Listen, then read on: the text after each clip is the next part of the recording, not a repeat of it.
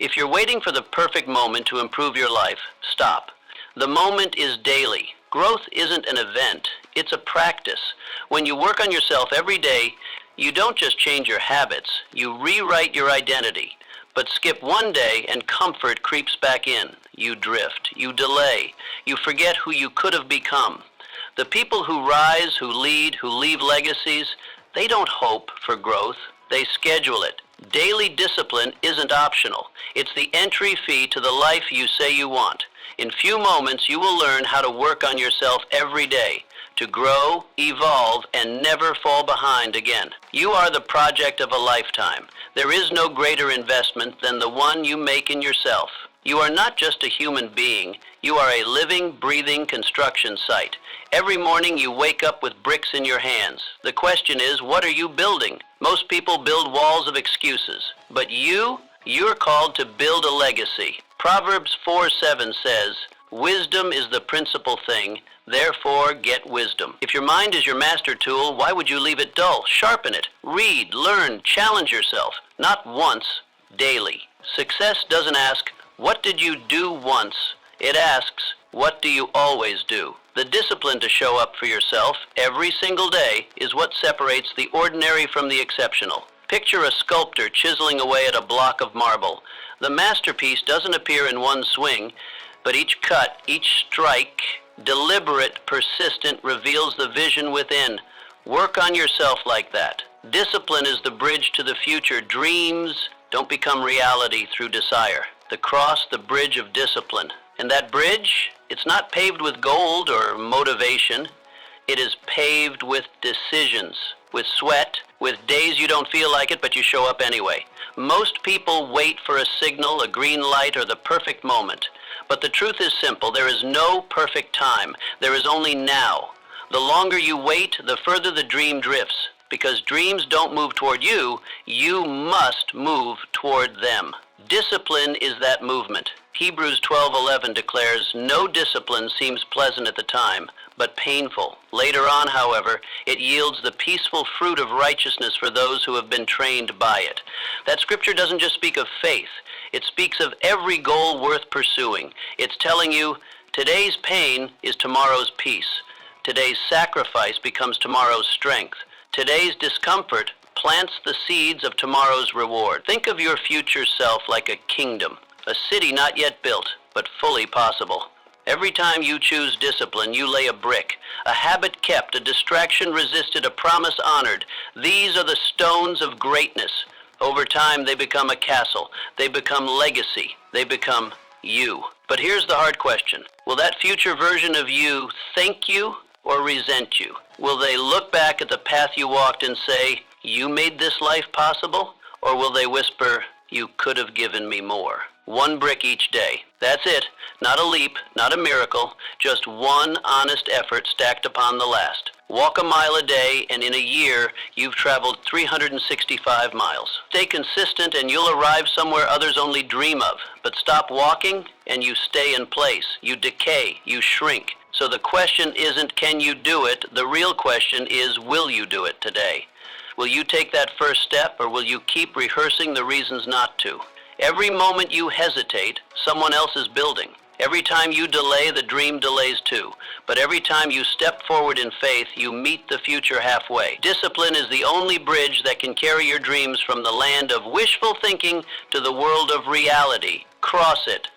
Self-belief is the oxygen of progress. You can't run a marathon without air, and you can't chase your dreams without belief. Your intentions matter, but your environment, it amplifies or erases them. You may have the strongest desire in the world, but place that desire in a toxic atmosphere and it will wither. The people, the spaces, and the energies around you are not passive. They are either builders or breakers. 1 Corinthians 15:33 gives us a clear warning. Bad company corrupts good character. It doesn't say might, it says corrupts. That means even the best version of you is vulnerable if surrounded by the wrong influence. Goals are not just ideas, they are sacred blueprints, fragile in the early stages, and like treasure, they must be guarded.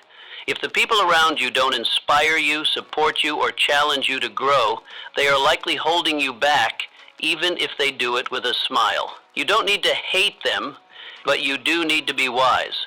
Because just like smoke suffocates a flame, the wrong company can smother your inner fire. Imagine you are a seed. That seed contains a perfect blueprint. All the potential is there. But what happens if you plant that seed in concrete? Nothing. It dies, not because it lacked potential, but because it lacked the right conditions. Now place that same seed in rich soil. Give it light. Give it space. It grows. It flourishes, not because it became something new, but because its environment allowed it to become what it already was. Your environment is your soil. Change it, upgrade it, and you will unlock growth you didn't even know was possible. Surround yourself with positivity, with excellence, with people who speak life, not fear, with individuals who hold you to your highest standard, not your lowest comfort. One conversation can change your life. One sentence can rewire your beliefs. But also, one voice can plant a seed of doubt. One joke can derail your drive. That's why you must be vigilant. Who's in your ear? Who do you allow to influence your thoughts, your energy, your decisions? Walt Disney had a vision most couldn't see, but he didn't try to build it alone. He surrounded himself with artists who could draw what he imagined, engineers who could build what he dreamed, believers who could carry the weight of vision. Before Disneyland ever broke ground, he had built a circle, an atmosphere of creation. And today, millions walk through a dream that started in a room full of the right people. So take inventory. Who surrounds you? Who challenges you to rise?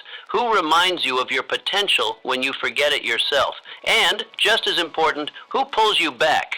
Who minimizes your ideas? Who jokes when you speak seriously about your future?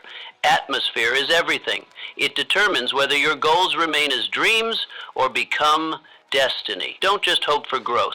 Plant yourself where growth is inevitable, where excellence is the standard, where your fire is not only protected but fed.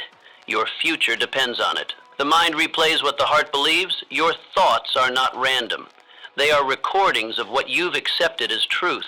Every action you take begins with a thought. But where did that thought come from? Most people never ask. They move through life obeying internal voices without ever questioning who gave those voices authority. If you've told yourself, "I'm not good enough," long enough, your actions will confirm it. Not because it's true, but because belief is a script, and your life performs it. Romans 12:2 offers the answer. Be transformed by the renewing of your mind. Notice what it says. Be transformed, not by changing your surroundings, not by waiting for luck, but by renewing your mind. Real change begins in the invisible. Transformation doesn't start in your hands, it starts in your head. You cannot build a palace with broken blueprints. If the design is flawed, the structure will collapse no matter how hard you work. Your thoughts are your blueprints, and if you don't intentionally feed them truth, the weeds of fear, doubt, and limitation will overrun your mental garden. Imagine your mind as a garden. You don't just pull weeds once and expect roses forever. It takes consistency. Daily watering, daily sunlight, daily protection. You must prune what no longer serves you. Remove the lies, plant the truth, and do it again tomorrow. That's your job. That's the work. Transformation is not a single event. It is a daily discipline. You must wake up and speak to yourself with authority. I am capable. I am called. I am chosen. These are not feel-good affirmations. They are spiritual strategies, because the mind will believe whatever it hears repeatedly. You get to choose what it hears. Helen Keller. Blind and deaf before she turned 2. The world labeled her impossible, a life without language, without vision, but someone believed for her until she could believe for herself. And once belief entered her mind, the impossible became her platform. She wrote books, delivered speeches, inspired movements.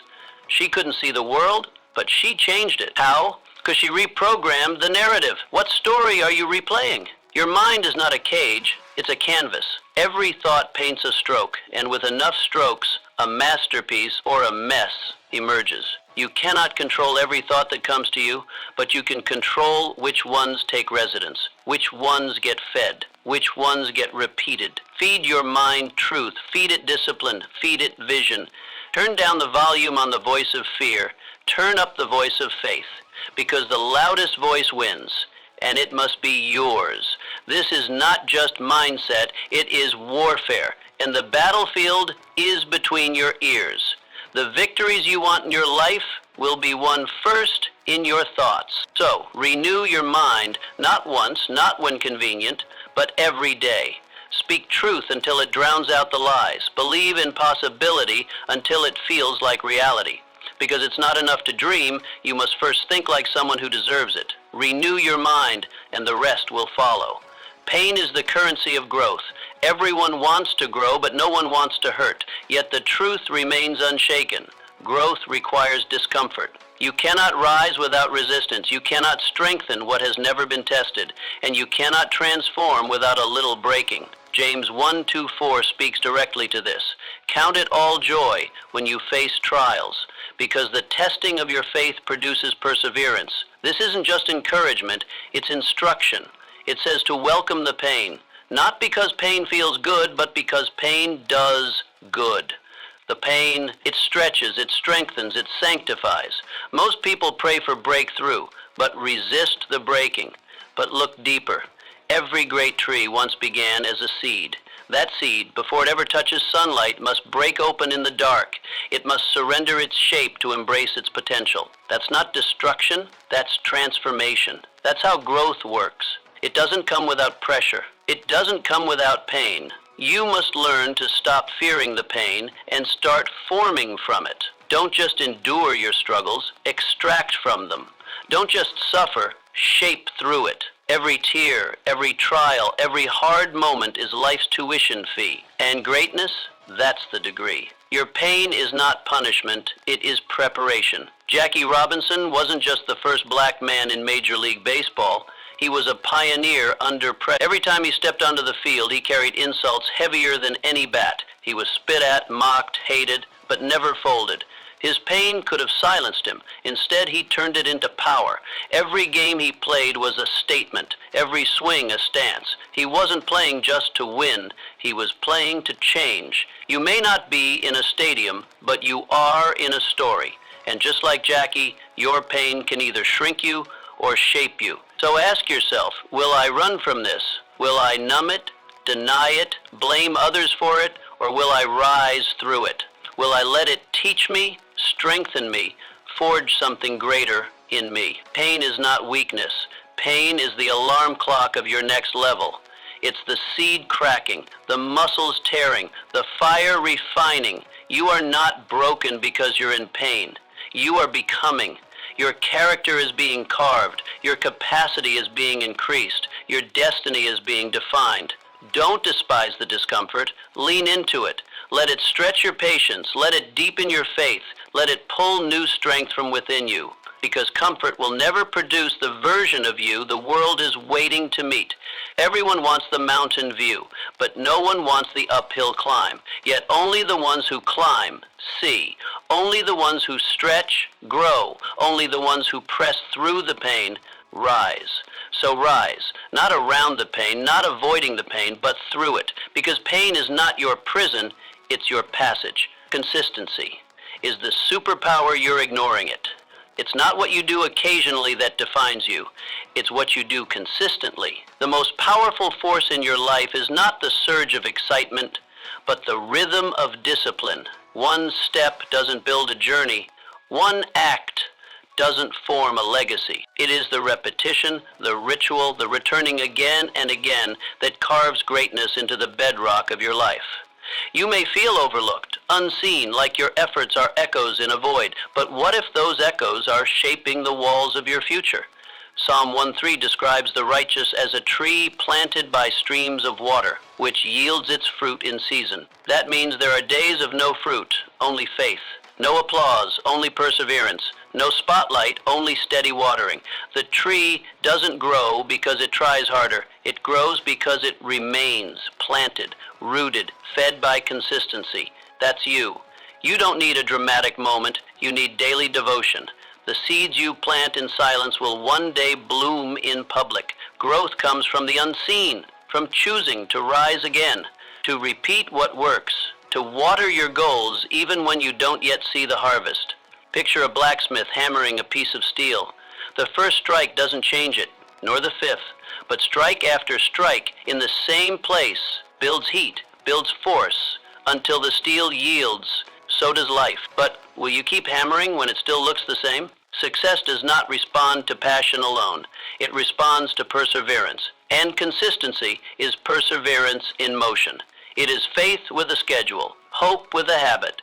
Make your work ethic louder than your excuses. Decide once and repeat daily, even when it's boring, even when it's hard. Because the world does not give you what you occasionally wish for, it gives you what you consistently work for.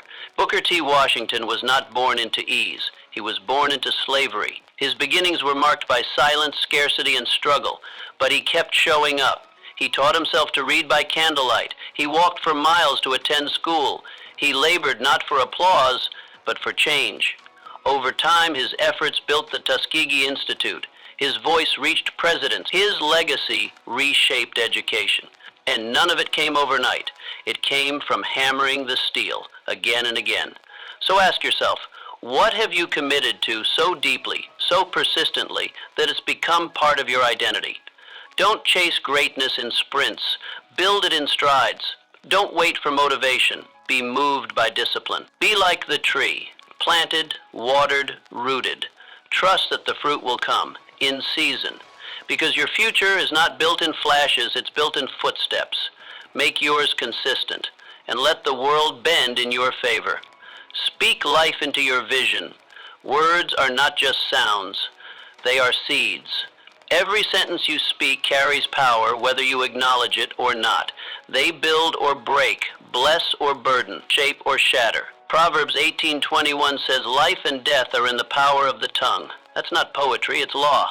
You are creating with every word. And the question is, what are you creating? What are you speaking? Over your dreams? Do your words lift you or limit you? Do they ignite your vision or extinguish it? Every time you say, I can't, you're pouring poison into your potential. But when you declare, I will, something deep within responds. It's as if your soul recognizes the truth and begins to rise. You give heaven something to bless. You awaken angels and align yourself with promise. Words are your daily declarations of direction. Speak life boldly, not because of wishful thinking, but because your future listens. Like a captain steering a ship, the rudder determines the direction, not the storm. The rudder is small, but it turns the entire vessel. Your words are your rudder. Speak like someone going somewhere. Speak like your future depends on it, because it does. Every time you open your mouth, you're writing a headline for your life. George Washington Carver, born into slavery, had every reason to echo despair, but he didn't. He believed in a creator who encoded purpose into nature. He spoke to peanuts. Yes, he literally talked to a crop. He asked questions. He listened for divine answers. And from that one humble seed, over 300 products were born. Why? Because he believed. Because he spoke. His words weren't noise. They were keys. Keys that unlocked hidden doors of possibility. So must you. Don't just describe your life, declare it. Don't narrate your limits, name your destiny. Speak what you seek until you see what you've said. Words are not echoes, they're architects. They design the rooms you'll one day walk through. You are not powerless, you are prophetic. You don't need to predict the future, you need to pronounce it. Wake up and bless your day. Speak over your work, over your mind, over your family. Refuse to curse your own calling with careless chatter. Speak like your words matter, because they do. Every moment is an opportunity to sow new seeds, and every seed spoken in faith is one step closer to harvest. Speak what you want to build. Speak what you want to become. Speak like someone whose destiny is listening, because it is. You were not made to blend in. You are not here to fit in. You are here to stand out. There is nothing accidental about your existence. You were created with purpose, precision, and a presence meant to shift rooms, not disappear in them. Romans 12:2 gives a command, not a suggestion. Do not conform to the pattern of this world. That means you are not meant to mimic. You are meant to move differently, speak differently, live boldly. Every time you shrink to be accepted, you betray your assignment. The world does not need more conformity. It needs more courage. When you bury your brilliance just to blend in, you rob the world of the very light it's been waiting for. You weren't made to reflect your environment, you were made to elevate it. Why dim your light just because others haven't found theirs? Insecure people often feel threatened by authenticity, but that's not your problem to fix. That's their fear to face. Your job is not to lower your standard to soothe their discomfort. Your job is to live your truth so fully that it awakens others to theirs. Think of a lighthouse. It doesn't chase ships. It doesn't blink with doubt. It simply stands, bright, unwavering, constant. Ships are saved because it refuses to move. That's your role. Be the light that holds firm even when the storm rages, even when you feel alone. Because someone, somewhere, is navigating the chaos and needs the clarity you provide. You don't serve the world by hiding, you serve it by standing. Louis Armstrong knew this. Born into poverty, raised in hardship, he was told in 100 ways that he didn't belong, that his voice was too different, his background too rough. But he didn't conform, he created. With a trumpet in hand and joy in his soul, he redefined what music could sound like. He didn't wait for permission to shine, he simply lit the stage, and the world followed. You must do the same. The world doesn't need another echo. It needs your voice, your truth, your light. You were not called to blend into the noise. You were designed to be a note that changes the song. Don't be afraid to be the first, the only, the different, the bold. Your uniqueness is not a flaw. It's your fingerprint on history. Stand tall, stand true, stand unapologetically, because when you stand in your light, you give others permission to do the same. And in a world full of shadows, one light can start a revolution. Your thoughts build your future. Before your hands do, before you ever act, you think. And what you think, especially what you think repeatedly, becomes what you believe. Over time, that belief begins to govern your life. It becomes the invisible script you follow, the lens through which you see every opportunity, every obstacle, every decision. Proverbs 23:7 puts it plainly.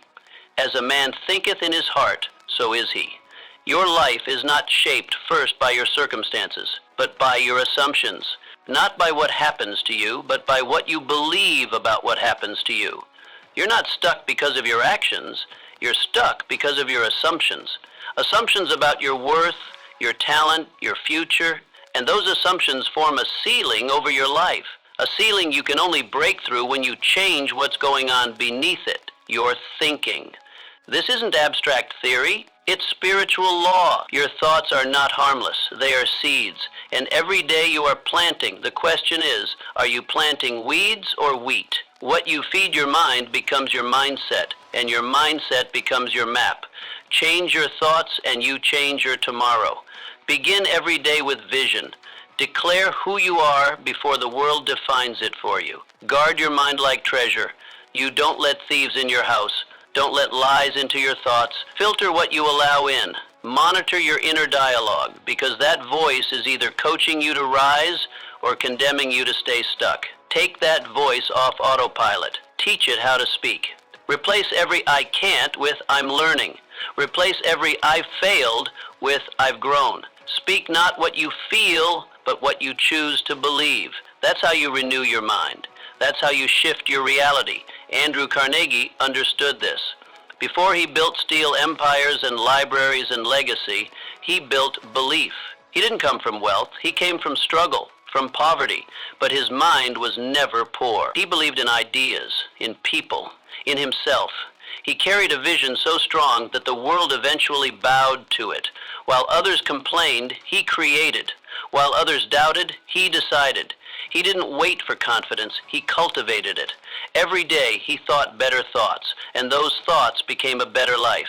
You want more? Think better. Don't let your life be dictated by a broken loop of fear and failure. Choose your thoughts like you choose your words, on purpose, with power, with faith, because what you think today becomes who you are tomorrow. You are not your past, you are your potential, but only if you believe it. So start every morning, not with anxiety, but with alignment, not with doubt, but with declaration, not with fear, but with faith, because the mind is your greatest battleground. Win there, and you win everywhere. Vision without action is just fantasy. You can dream all day, but dreams don't move you forward until you move. No amount of vision will carry you if your feet stay still. You can write goals in notebooks, speak affirmations into mirrors, and plan every detail in your head, but without action, all of it dies in theory. James 2:17 says it plainly, "Faith by itself, if it does not have works, is dead." That means faith isn't just belief. It's motion, it's movement. It's the courage to step when the outcome is uncertain.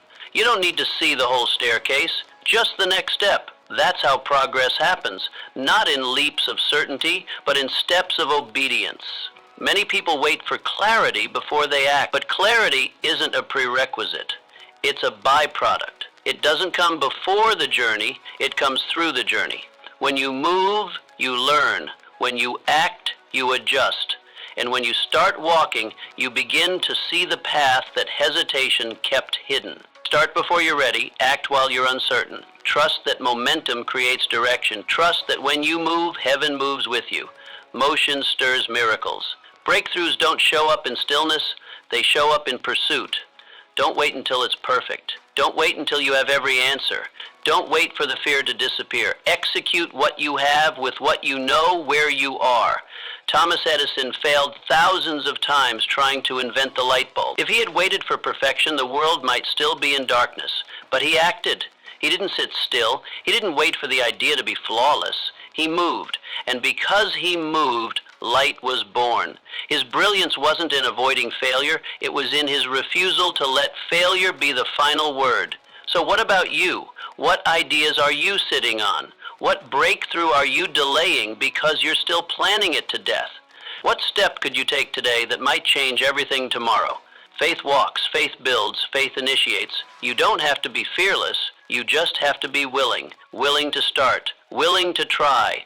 Willing to do the small, uncertain thing that may become the big, undeniable miracle. Stop waiting. Start building, because your breakthrough is not in the planning, it's in the doing. One step. That's all it takes to change your story, and that step, it starts now. You are responsible for your results, not your circumstances.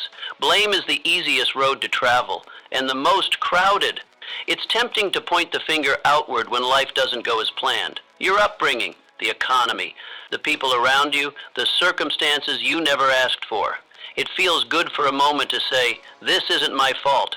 But the problem with blame is that it delays the only thing that can actually change your life, responsibility. Because until you take full ownership, you have no control. And without control, there is no change. If you're waiting for someone else to fix what happened, you're giving them power over your future, and that's the quickest way to stay stuck. Responsibility is not punishment, it is power. The world may have wronged you, life may have dealt you a heavy hand. But here's the truth, blaming it won't lighten the load. Galatians 6:5 declares, each one should carry their own load. That's not just instruction, it's liberation. It means the path to change is already in your hands. You don't need permission, you don't need rescue. What you need is the courage to look yourself in the mirror and say, this is mine to carry and mine to change. When you take responsibility, you stop waiting for the weather to shift. You adjust your own sail, and suddenly, no matter the storm, you can move forward. You begin by changing your language. Remove the words, I can't because, and replace them with, what can I do with what I have? Ownership starts with small, consistent action. When you stop waiting for perfect conditions, you start making progress. Take one small step toward the life you want right now. Maybe it's a choice to wake up earlier, or a commitment to stop complaining. Maybe it's choosing gratitude instead of bitterness. Each act of ownership is a seed, and though the results aren't instant, they are inevitable. You don't need a perfect plan, you need a willing heart. Start where you are. Use what you have. You may not have money, but you might have time. You may not have connections, but you have creativity. The most successful people in history weren't given a golden path, they carved one. They turned wounds into wisdom, setbacks into fuel, limitations into strategy, and they all had one thing in common. They owned their story. They didn't let their story own them. Franklin D. Roosevelt was struck by polio in his prime. Most would have accepted that as a life sentence. He didn't. He couldn't control the paralysis in his legs, but he could control the movement in his spirit. And he did. He led a nation through depression and war, not despite his struggle, but because he embraced it. He showed the world what leadership looks like when it's not built on excuses, but on endurance. So must you. You are not a product of your past. You are the architect of your future. Stop rewriting the reasons you're stuck. Start rewriting the story. Blame changes nothing. Ownership changes everything. And the moment you take full responsibility is the moment you step into full power. That's when the shift happens. That's when life starts to respond. Not when you complain, not when you wait, but when you decide. I will rise, not because of what happened, but in spite of it. You are not a victim, you are a vessel. So take the wheel, set the sail, and move forward. Your freedom is waiting on your ownership. Rest is a weapon, not a weakness. Burnout isn't a result of effort, it's a result of neglect, not of your tasks, but of yourself. You weren't made to run endlessly. You weren't designed to produce nonstop. Even the sun goes down. Even the tide pulls back. And in Genesis 2:2, even God himself rested. After 6 days of creation, he paused. Not because he was tired, but because rest is sacred. So why do you keep pushing like you're above the law of renewal? Rest is not retreat. It is resistance against the culture that equates worth with exhaustion. There's a hidden pride in overworking, a subtle lie that says, if I stop, it'll all fall apart. But that belief is the seed of burnout. And burnout is not the mark of dedication, it's the consequence of disconnection. You are not a machine, you are a vessel, and a vessel that is never refilled will eventually crack. Rest is not selfish, it is stewardship. It is you taking care of the instrument that carries the vision. Because what good is a sharp mind if it's fogged by fatigue? What good is ambition if your body can't carry it? You must begin to build your life around your energy, not just your goals. Goals are important, yes, but without fuel, even the finest engine fails. It starts with honest rhythms. Sleep like your dreams depend on it, because they do. Eat in ways that give, not just grab. Breathe like your peace depends on it. Set boundaries not as walls, but as gates to protect your focus and your spirit. Rest doesn't mean you're not serious. It means you're smart enough to last. Take one full day, not to work, not to catch up, but to reconnect, to reflect, to realign, sit in silence, walk in nature. Write what you feel, pray, think, listen, not to noise, but to what your soul's been whispering under all the hurry. You don't need to escape your life, you need to return to it, rested. Eleanor Roosevelt once said, "With the new day comes new strength and new thoughts." She lived that truth. Amidst global crises and political storms, she carried herself with a quiet force, not because she never tired, but because she understood restoration. She spent time alone. She walked in the woods. She wrote in solitude. Her strength wasn't just in what she did, it was in how she prepared to do it. She led not from depletion, but from depth. That is the difference. You must remember, rest is not a reward for having done enough. It's the requirement to keep doing what matters. Don't wait until your body breaks or your mind unravels. Don't wear exhaustion as a badge of honor. The real power is not in running until collapse. It's in rising each day with clarity, with strength, with peace. That's what rest gives you. Not escape, but endurance. So today, unplug to reconnect. Pause to refocus. Breathe, not because you're weak, but because you want to come back stronger. A rested you is a powerful you. A still mind is a sharp one. A nourished soul is a force. And when you treat rest as sacred, your work becomes sacred too. Because you're no longer running from empty, you're moving from overflow. And overflow changes everything. Excellence is a habit, not a mood. Excellence doesn't come wrapped in excitement. It doesn't arrive on the wings of motivation or in the glow of good moods. It's forged in the fire of repetition, in the trenches of tedium, in the moments when you feel nothing yet you show up anyway. The path to greatness is paved with days that feel ordinary. That's why most people miss it. They're waiting for inspiration before they act, not realizing that action is what invites inspiration. You don't rise to excellence by chasing a feeling. You rise by following through when the feelings fade.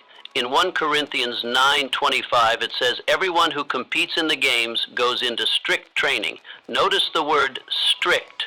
Not sporadic, not whenever you feel like it, but consistent, disciplined, intentional. Excellence is not about doing more, it's about doing with purpose. It's not glamorous, it's often hidden. No one applauds your early mornings, your late nights, or your countless repetitions, but heaven sees, heaven counts the unseen obedience, and in time, the world sees the results. Most people crave the reward, but few are willing to endure the routine. But make no mistake, routine is the birthplace of mastery. The repetition that seems boring is the grindstone that sharpens your gift. Every time you show up tired but committed, you plant seeds of greatness. Every time you choose excellence over convenience, you tell the world, "I will not be average." You don't need to feel like a champion to train like one. You just need to act like one, and eventually your actions will shape your identity. So how do you live this? You decide every day. You make excellence your standard, not your exception. That means brushing your teeth with intention, writing that email with clarity, leading that meeting with presence, cleaning that space with gratitude. It's not about perfection, it's about presence. Excellence is a posture of the heart before it's a product of the hand. It's not about being better than others, it's about being better than you were yesterday. And that starts with the small, consistent decisions that no one sees. Florence Nightingale didn't set out to be applauded. She simply refused to abandon excellence, even when the world wasn't watching. Night after night, she nursed the wounded when others had grown weary. Her discipline wasn't loud, but it was lasting. She trained herself in silence so she could serve in strength. And her impact didn't end with her lifetime. Her habits outlived her name. That is the legacy of quiet excellence. You don't need the spotlight to shine. You just need to stay faithful to the process. Excellence isn't something you chase, it's something you become. It's a muscle built in the dark, a fire kept alive in the quiet. And when you train like a champion, even when no one is watching, passion will follow. The results will come. But more importantly, character will come. And character is the foundation of everything that lasts. So stop waiting for the mood to strike. Make a decision. Build a rhythm. Keep your word to yourself. The world may reward results, but heaven rewards discipline. Show up again and again. Train your mind. Sharpen your habits. Elevate your standards. And soon enough, excellence won't just be something you do, it will be who you are. That's the true reward. That's the hidden victory. And that's how legacies are built, one quiet choice at a time. Confidence grows through commitments kept. Confidence doesn't appear in flashes of brilliance or crowds of applause. It's not gifted to the loudest voice or inherited through charm. True confidence is quiet, steady, unshakable, and it's built not in public, but in private, in the unseen hours, in the small, silent moments where you decide to show up, follow through, and keep your word to yourself. Luke 16:10 says, "He who is faithful in very little is faithful also in much." That's not just spiritual insight, it's the blueprint for inner strength. Because when you're faithful in the little things, the early alarm, the healthy meal, the extra effort, you prove to yourself that you are dependable. And that belief, that's where confidence begins. Not from what others think of you, but from what you believe about yourself when no one's watching. Every time you say, "I'll do it," and you do, it grows. Every task completed, every promise honored, every excuse rejected becomes a brick in the foundation of a confident life. Confidence is not hype. It's not noise. It's not pretending. It's the quiet conviction that you will show up again and again because you've trained yourself to do so. You don't need a spotlight to get stronger. You need consistency. Consistency builds trust, and trust is the root of confidence. Think about it. When someone breaks their word repeatedly, do you trust them? No. The same applies within. If you constantly break promises to yourself, "I'll start tomorrow, I'll quit next week," you erode your own belief. But when you deliver, especially when it's inconvenient, you strengthen your core. And here's the truth. When you begin to trust yourself, the world can't shake you. Critics lose their volume. Doubt loses its grip. because you're no longer waiting for validation. You've already given it to yourself. You know who you are because you've seen what you do. Confidence then is not a performance, it's a consequence. Look at the patterns you live by. Are they reinforcing self-trust or sabotaging it? Do your actions echo your intentions or betray them? Every time you align what you say with what you do, you deepen the roots of your character.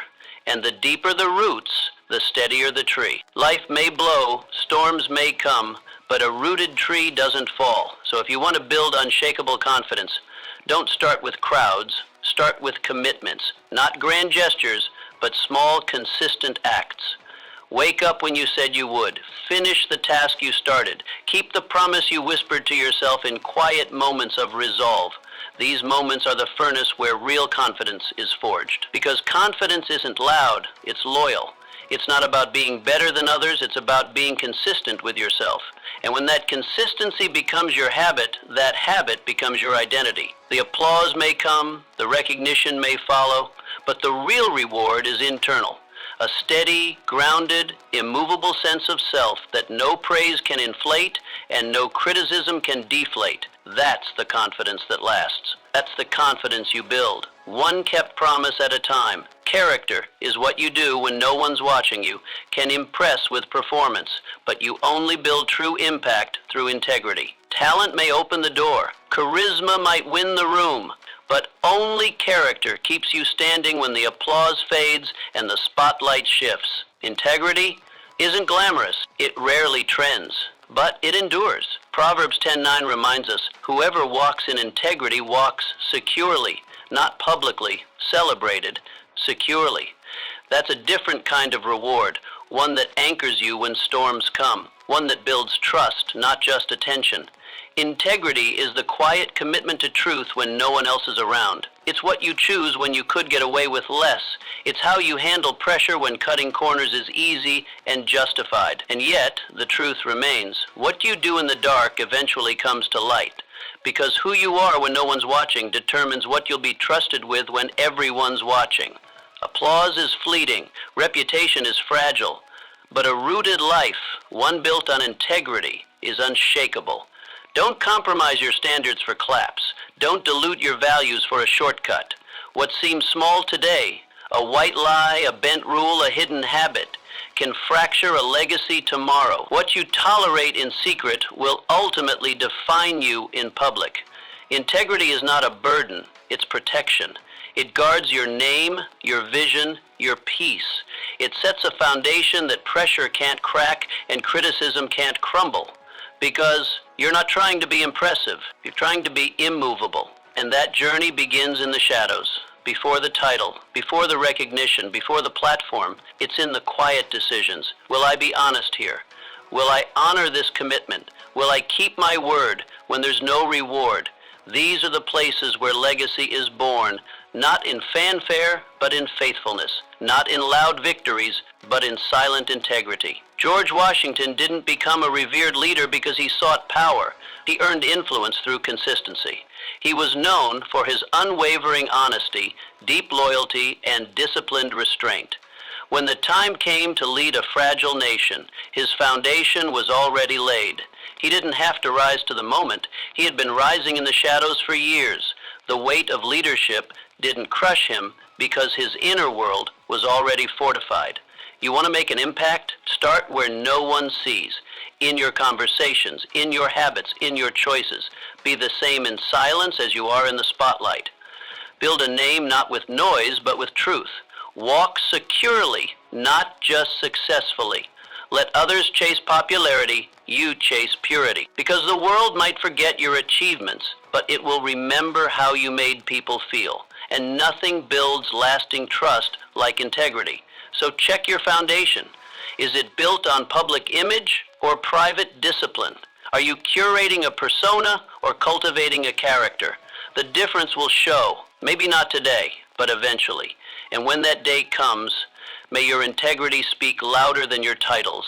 May your quiet choices rise up to defend your name, because performance might impress, but only integrity leaves a legacy. And legacy, not applause, is the true measure of success. Purpose will pull you through pressure. Pressure isn't a sign you've lost your way. It's a signal that you're carrying something with weight. You don't feel pressure when you're empty. You feel it when you're full of vision, responsibility, purpose. It's the resistance that confirms you're moving. Romans 8:28 reminds us, all things work together for good to those who love God, who are called according to his purpose. That means even the pressure has a purpose. Even the weight works for your good, not because pain disappears, but because purpose redeems it. Purpose doesn't erase hardship. It transforms it. When you know why you're doing what you're doing, the storm doesn't derail you. It develops you. The wind doesn't knock you over. It strengthens your roots. Pressure is not your punishment. It's the sculptor of your potential. It shapes your endurance. It reveals your values. It purifies your motives. It strips away what doesn't belong so what does can stand. There is a difference between stress and strength. Stress breaks what isn't built to carry weight, but pressure builds what is. When you're aligned with purpose, pressure becomes your teacher, not your enemy. You begin to see the struggle differently. You stop asking, why is this happening to me? And start asking, what is this preparing me for? That shift, that single question, changes everything, because suddenly pain has direction, discomfort has design, and your endurance has meaning. You can't ask for greatness and run from pressure. They come together. The greater the call, the heavier the weight. But pressure never shows up to crush you. It shows up to qualify you. And the strength you build under pressure will carry you farther than any moment of ease ever could. When you feel the heat rising, it doesn't mean you're failing. It means the fire is refining. Harriet Tubman. A woman with every reason to run from pressure. Every journey back into slave territory meant risking capture, torture, death. And yet, she returned. Not once, not twice, but again and again. Why? Because her purpose was bigger than her fear. She wasn't chasing comfort. She was answering a call. Her mission wasn't about ease. It was about freedom. And in that freedom, generations were changed. That's the power of walking through pressure with purpose. You're not called to an easy path. You're called to a meaningful one. So if it feels heavy, that doesn't mean you're off course. It means you're carrying something sacred, something weighty, and that weight is evidence that your work matters. Don't pray for the pressure to end. Pray for the strength to carry it well. Because when purpose fills your heart, the storm doesn't break you, it builds you. Find your why. That's the anchor. That's what holds you steady when emotions swirl and circumstances shift. Your why must be bigger than your mood, bigger than your obstacles, bigger than the opinions that try to sway you. Because when you know what you're building, no delay can distract you. No critic can derail you. No failure can define you. You'll keep going not because it's easy, but because you're called. So press on, through the pressure, through the silence, through the weight, not in spite of it, but because of it. Because all things, including the pressure, are working together for your good. You're not being crushed, you're being carved, and what's being formed in you now, it will outlast the storm. Patience is the partner of power. You crave results, fast, visible, immediate. But the deepest, most powerful things in life don't arrive on demand. They unfold through process, through time, through patience. Ecclesiastes 3:1 declares, "To everything there is a season." That's not just poetry, it's a principle, a law written into the fabric of life itself. Seeds don't bloom on schedule. They bloom when they're ready. And readiness comes through quiet, unseen development. Power isn't loud. It doesn't flash across your screen or shout from a stage. Power is steady, rooted, slow. It's the oak tree rising from the acorn. Not overnight, but over years. No panic, no rush, just consistent, invisible growth.